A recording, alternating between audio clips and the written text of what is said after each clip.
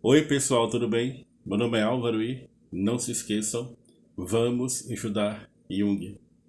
Bom pessoal, esta é a aula 4 deste mini curso Por que o comunismo é incompatível com a psicologia de Jung. Bom, essa é a última aula desse curso. Pelo fato de ser a última aula, a gente pode fazer algumas considerações, né?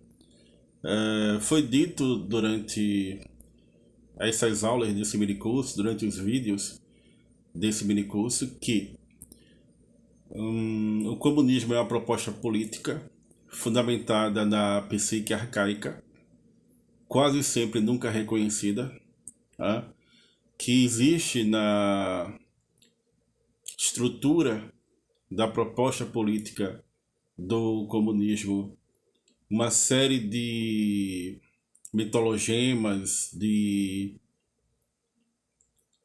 padrões arquetípicos, de mitos que sustentam a visão política do comunismo, mas que quase nunca é reconhecido como tal, né?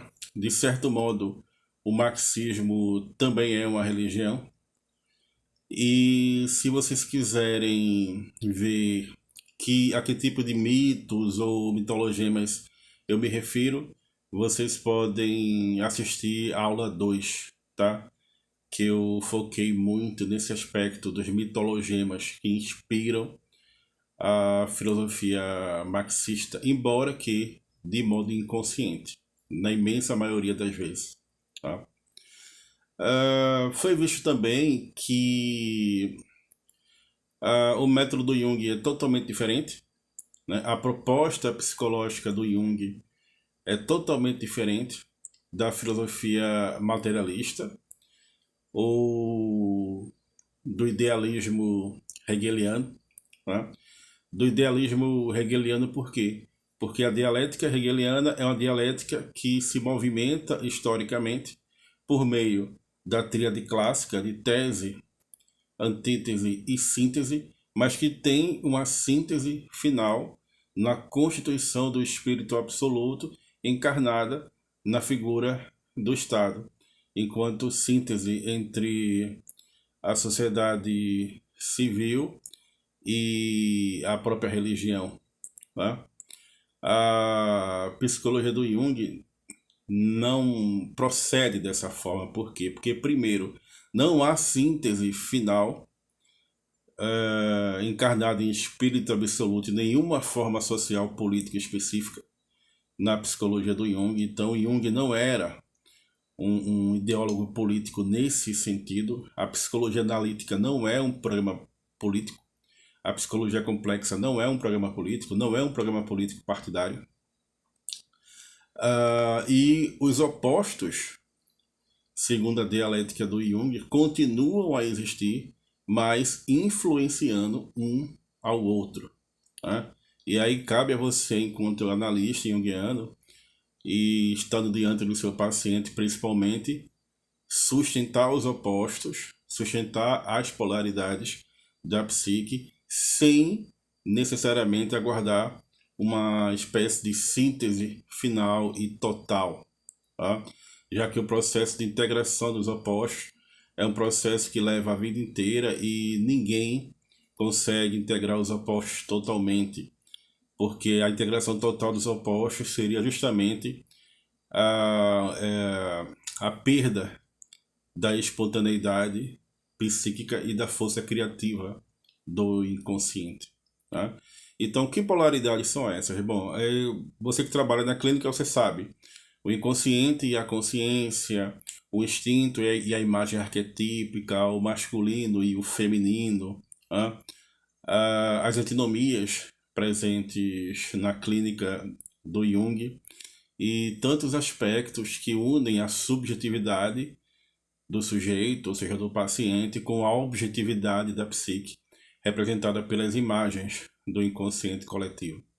Então, a dialética de Jung se diferencia totalmente da dialética hegeliana nesse sentido. Né?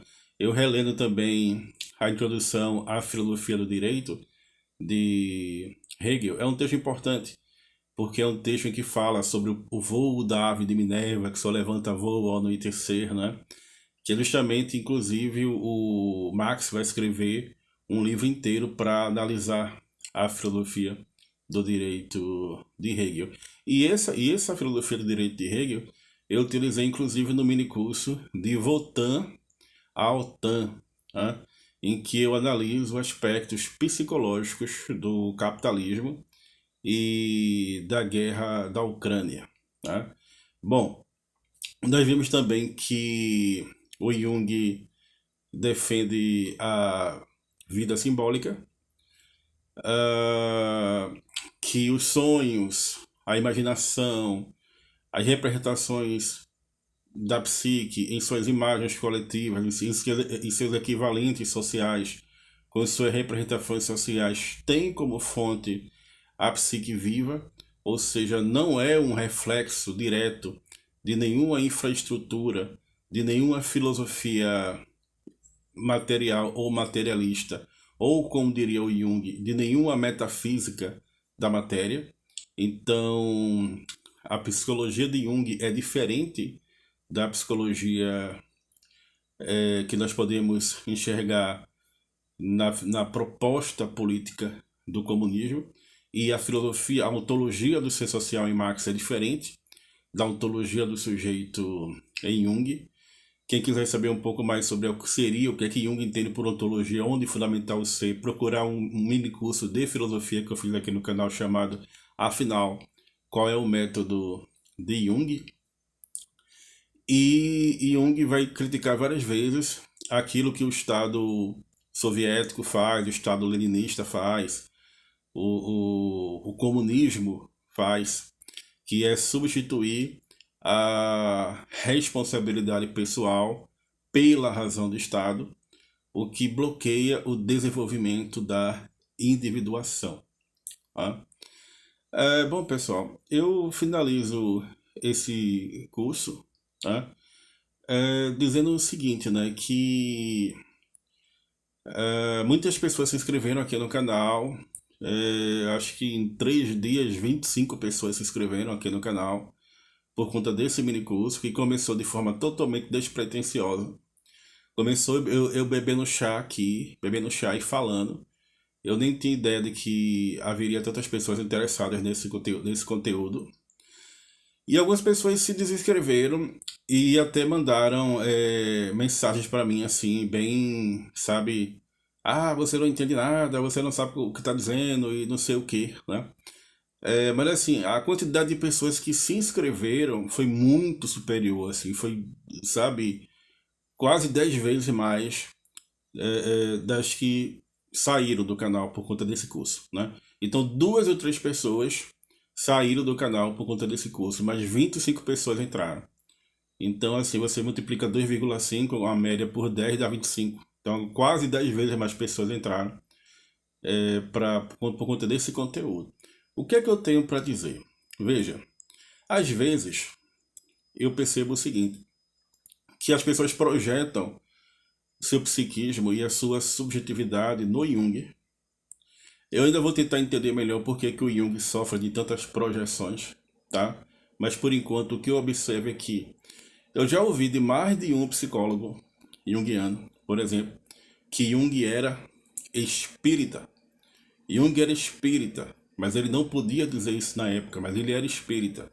Aí você vai estudar a obra do Jung e você percebe que Jung diz que nunca encontrou nenhuma evidência da existência de espíritos, que nunca testemunhou nenhum fenômeno sobrenatural, que fez vários testes com vários médios, entrevistas, né? Eu tenho um caso que eu relato de 30 entrevistas que Jung fez com uma médium, mas que sempre se resultou falso os resultados, né? Nunca encontrou uma verossimilhança possível que desse legitimidade científica ao fenômeno dos espíritos, por exemplo.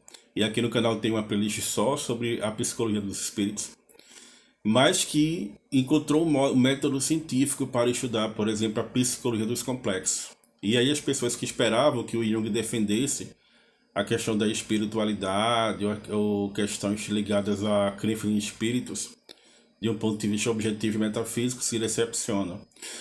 Na manifestação arquetípica, das imagens arquetípicas, pela força luminosa do arquétipo, nós nos deparamos frequentemente com a ideia de sagrado.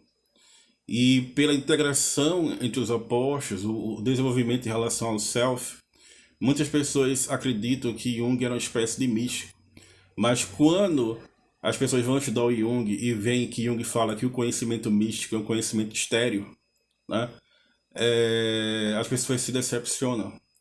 As pessoas enxergam muita filosofia na obra do Jung, muita filosofia na obra do Jung, muita epistemologia, muita filosofia na obra do Jung. Mas quando percebem que Jung não era filósofo, que Jung não tinha nenhuma proposta filosófica, que a rigor nós nem devemos falar em epistemologia do Jung, porque como Jung não era filósofo, muito menos filósofo da ciência, ele não possui uma epistemologia. Ele possui sim uma fenomenologia empírica. Ele possui sim uma forma de olhar para os fenômenos. E como também não há uma metafísica na obra do Jung, tampouco há uma filosofia primeira. Aí as pessoas se decepcionam, né? Também as pessoas às vezes querem ver no Jung um autor revolucionário, de um ponto de vista político, social. Com certeza, eu não tenho a menor dúvida. Jung foi um autor extremamente revolucionário. Eu acho que ninguém tem dúvida. Inclusive, há várias questões que Jung trouxe que são de vanguarda político e social. Vamos aprofundar essa questão no seminário O Pensamento Político de Jung. Mas a obra do Jung não se presta a nenhum tipo de programa ou compromisso político partidário, né? E aí, mais uma vez, vem a decepção de muitas pessoas. Ou seja, as pessoas o tempo todo tentando instrumentalizar o Jung numa tentativa de instrumentalizar o próprio inconsciente, tá? Então, é isso que eu observo. Eu ainda vou descobrir por que o Jung carrega consigo tantas projeções, né? Não tenho nenhuma hipótese formada no presente momento. Mas é isso, pessoal. Agradeço a vocês por terem engajado esse curso. Eu não esperava que um curso que começou de forma tão despretensiosa, com gato, com chá, eu simplesmente conversando aqui, fazendo os vídeos, fosse despertar tanto interesse nas pessoas. Depois eu olhei no YouTube e não havia nenhum vídeo que relacionasse em português, tá, gente? Não havia nenhum vídeo em português que relacionasse a psicologia de Jung ao comunismo. Então, esses vídeos são os primeiros vídeos do YouTube em português que pegam a questão da psicologia do Jung e pegam também a questão do comunismo. A gente conversou sobre a proposta política do comunismo, a gente conversou sobre alguns mitos que fundamentam o comunismo e a gente conversou um pouco também sobre a função religiosa que o comunismo tende a substituir. Religião que o Jung compreende como sendo sinônimo de confissão. E confissão é o primeiro passo na clínica junguiana. É geralmente o primeiro momento que você, psicólogo junguiano, ou você, psicóloga junguiana, tem com os seus pacientes. Tá? Convido todos vocês a refletirem, a procurarem a análise junguiana. E o que é a análise junguiana? A análise junguiana é um confronto com as imagens do inconsciente, né? Então, quando é que eu sei que eu estou em análise junguiana? Quando eu estou vivendo um confronto com as imagens do inconsciente. Eu que sou psicólogo, eu que sou psicóloga junguiana, quando é que eu sei que o meu paciente está vivenciando o processo de análise?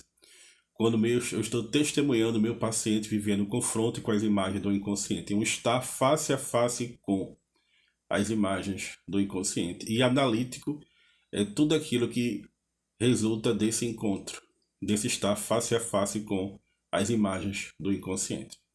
Então é isso, pessoal. Muito obrigado e não se esqueçam, vamos estudar Jung.